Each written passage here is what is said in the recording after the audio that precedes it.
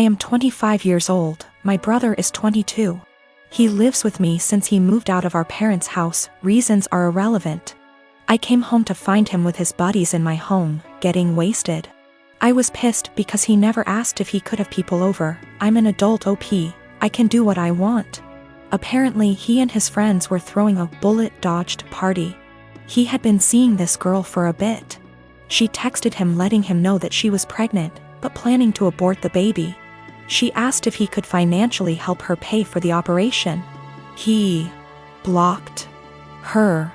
I was horrified.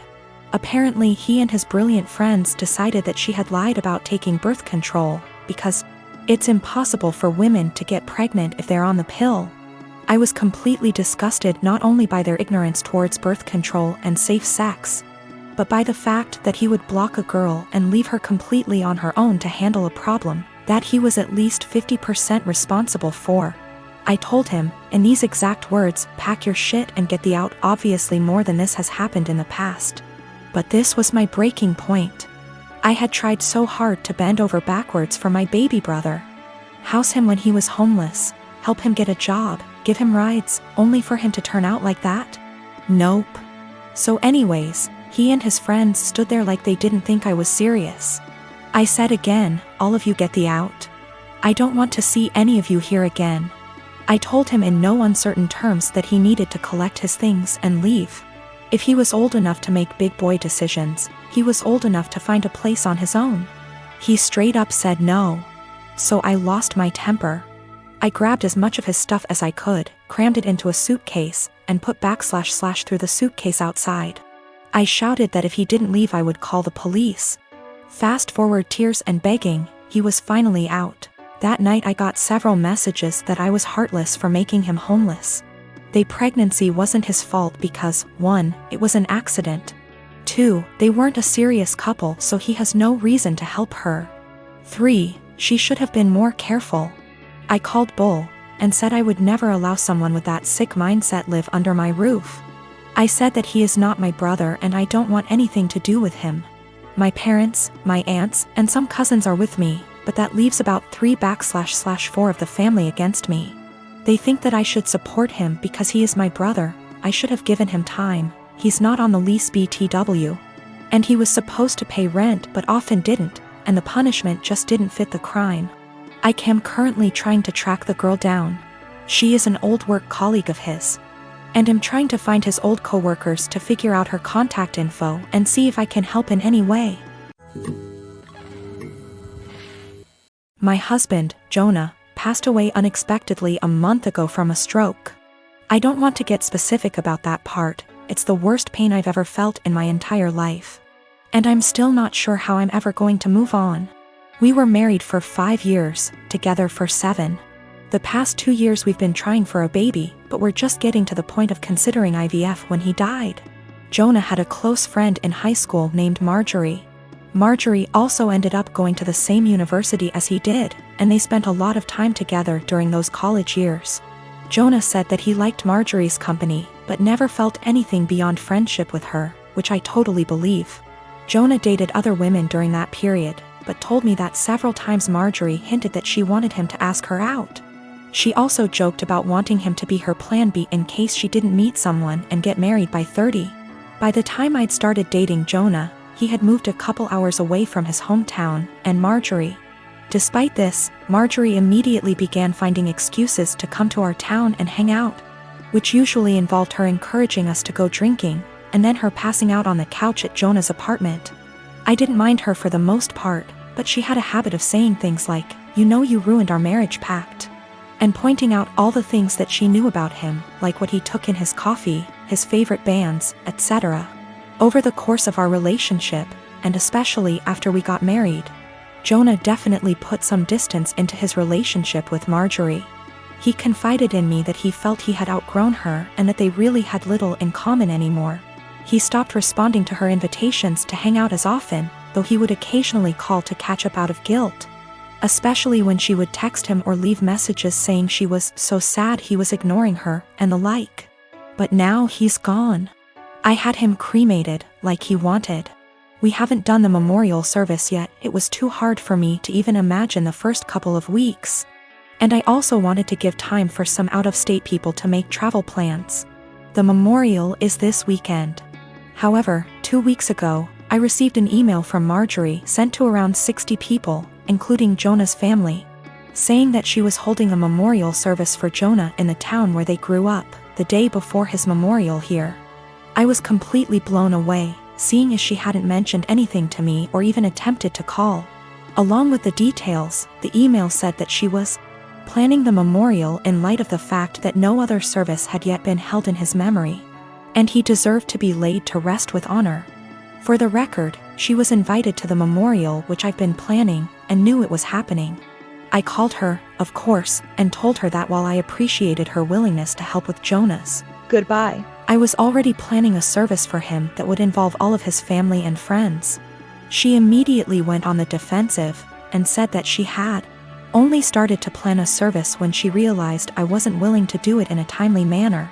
I told her that the timing wasn't her choice to make, but that if she wanted to have a memorial of some kind, to please just add on the invitation that his official memorial was going to be held this weekend.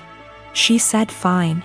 I sent a message to all of Jonah's invited friends and family to make sure that they knew the real service, with both of our families, was going to be here, and then just washed my hands of the whole thing.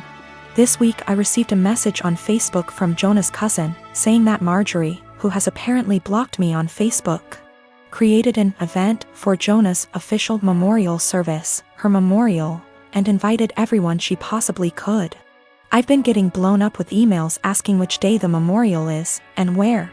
I'm honestly furious. I don't have the emotional energy to deal with this. I ended up putting a post up on my wall, reiterating the date of his service here, and asking people to please share it. Thankfully, I think the older members of the family don't use Facebook or email very often, so most of them haven't been confused, but a lot of people now think that Marjorie's service is the real one. I called Marjorie again, asking her to add an addendum to her event saying that his actual memorial was going to be here. She told me that Jonah would have wanted it this way, and that if I couldn't appreciate her efforts, I wasn't invited to say goodbye to Jonah. I told her that was fine, seeing as I'd already said goodbye to Jonah when I held him as he died. She hung up. Apparently she's now spreading information to her mutual friends with Jonah, saying that he was planning on leaving me because I wasn't able to conceive. She also said that we had approached her to carry a baby for us, all absolute lies. His cousin sent me a screenshot of a text where she said that Jonah always thought we would have the cutest baby together, and that angry widow doesn't understand how much he wants children. I'm at a loss as to what to do. I don't care what she says about me, but she's now tarnishing my husband's memory, especially saying that he wanted to divorce. Jonah would never have left me, and anyone that knows him at all knows that we were committed to each other above all else. I need to figure out how to tell this woman to off without encouraging her to spread more lies. And I also want to just forget the whole thing and crawl in bed and never get up again. My boyfriend's mom makes these amazing cookie bars. She makes them for the holidays and family gatherings, and people always request that she brings them. I asked for the recipe once and she laughed and said no, that it was hers and she doesn't give it out to anyone. I dropped it and never asked again. I started baking a lot during the pandemic. It's been fun for me in my downtime. I decided with my free time to try to recreate the cookie bars my boyfriend's mom makes. I pulled up recipes that sounded similar from online blogs and started baking and tweaking. It took about 5 recipes and batches, but I finally nailed it down. Her secret recipe ended up essentially being a cookie bar known as a Carmelita. I then decided to make it my own and improve it to my tastes. I used higher quality chocolate, made sauce with local homemade caramels, used flaky sea salt on top, vanilla bean paste instead of extract, added a pinch of this fantastic organic cinnamon I had on hand. The results were over the top delicious. My boyfriend declared they are better than his mom's, and he finished off half a pan in 2 days. He was FaceTiming with his mom Saturday and eating one. She asked what it was and he said, "One of your caramel bars." Joe found a recipe online but made it even better. She lost it. She started yelling about how awful I was for making her cookies and how I had no right. He told her that she was overreacting and quickly ended the call. She started blowing up my phone with nasty texts about what an asshole I am.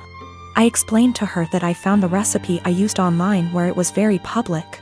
I had actually tweaked that to make it more my own.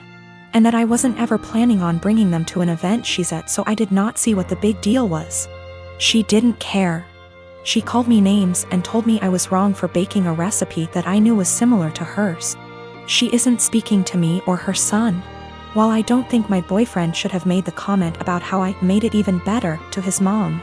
Taking that out of the equation, she thinks I'm an asshole for even making them to begin with. I disagree, but from the texts from her and a couple other family members of hers, they think I crossed a line.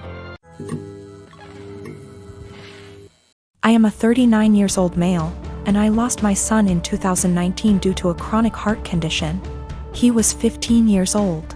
It was devastating and I just couldn't take it, especially when my family did little to nothing to support me during these difficult times. They didn't bring my son meals when he was at the hospital.